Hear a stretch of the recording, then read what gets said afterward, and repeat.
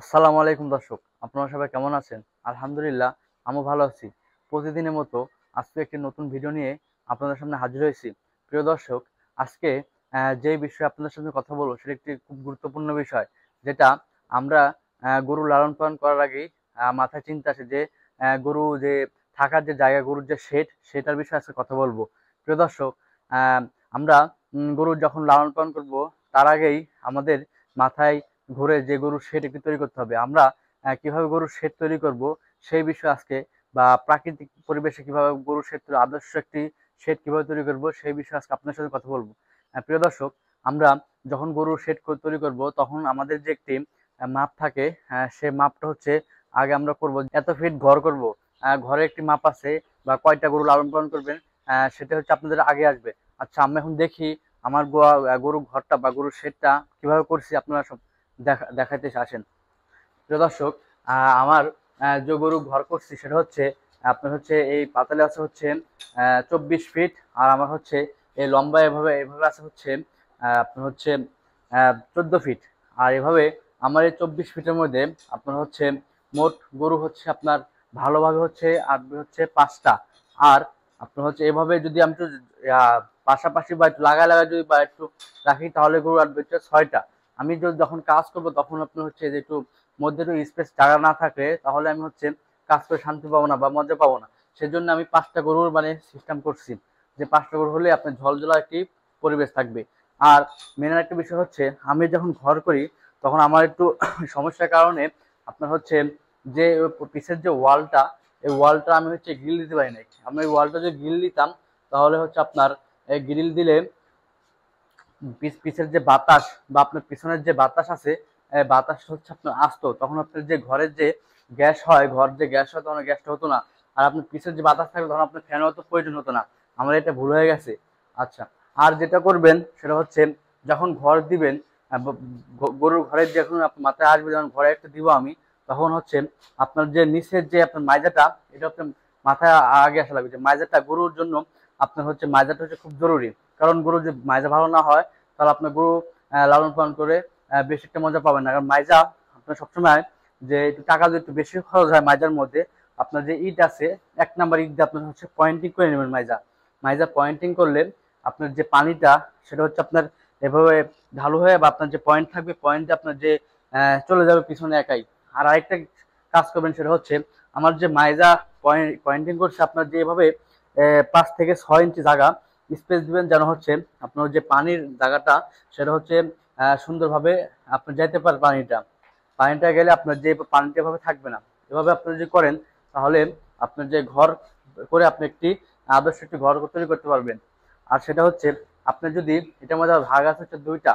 যেমন আপনি যদি গাভী লালন পালন করেন, তাহলে আপনার যে মাজার যে আপনার হচ্ছে একটি আর যদি ষাঁড় লালন পালন করেন, তাহলে আপনার এই ভাগ আছে আগে বললাম 2টা। যেমন ষাঁড় লালন পালন করলে এটা হচ্ছে আপনার যে ঢালু, এই ঢালু একটু বেশি দেওয়া লাগে। যেমন 8 ইঞ্চি ঢালু দিলেও হয়। আপনি যে গাভী লালন পালন করেন, তাহলে 2 থেকে 3 ইঞ্চি সর্বোচ্চ ঢালু দেওয়া, পানি রাখার গড়ার জন্য। বেশি যদি দেন, তাহলে আপনার বাচ্চার যে গরু পেটে যে গাভীর যে বাচ্চা থাকে, তো বাচ্চার সমস্যা হয়।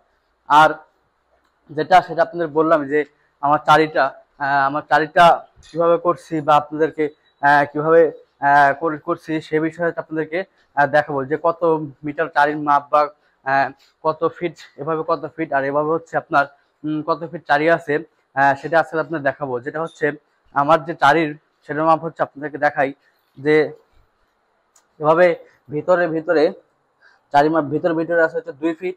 আর যদি বাইরে দিই, তাহলে আপনার আছে হচ্ছে 3 ফিটের মতো।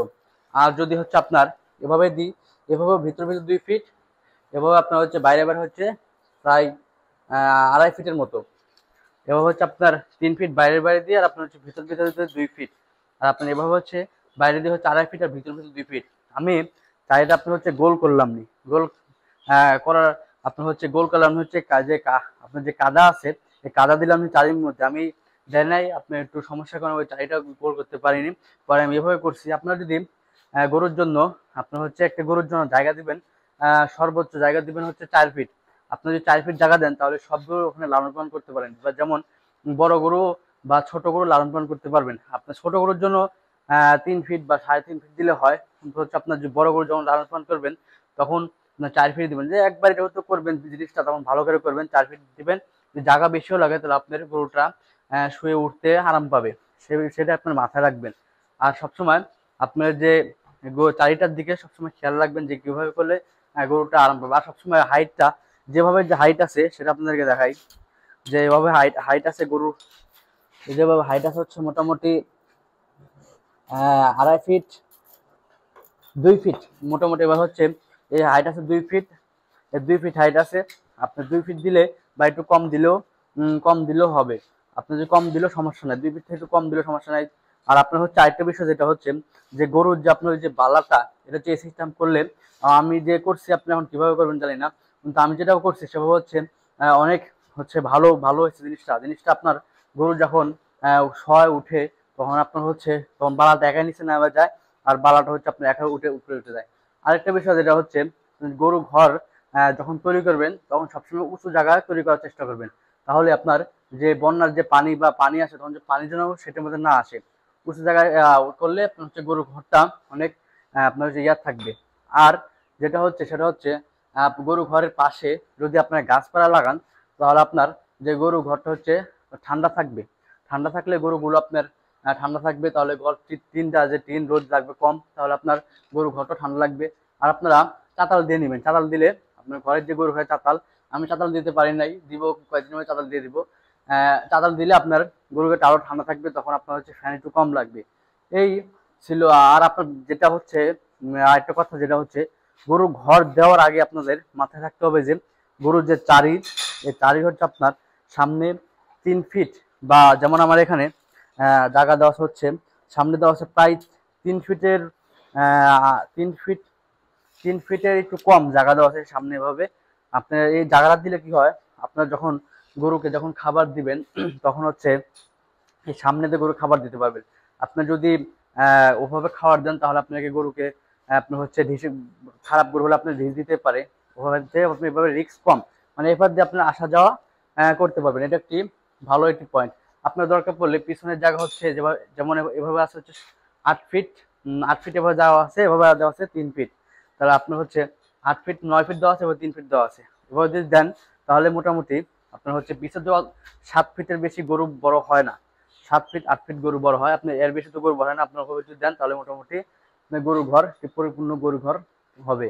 এই আপনার হচ্ছে আজকের আমার যে ভিডিও ছিল।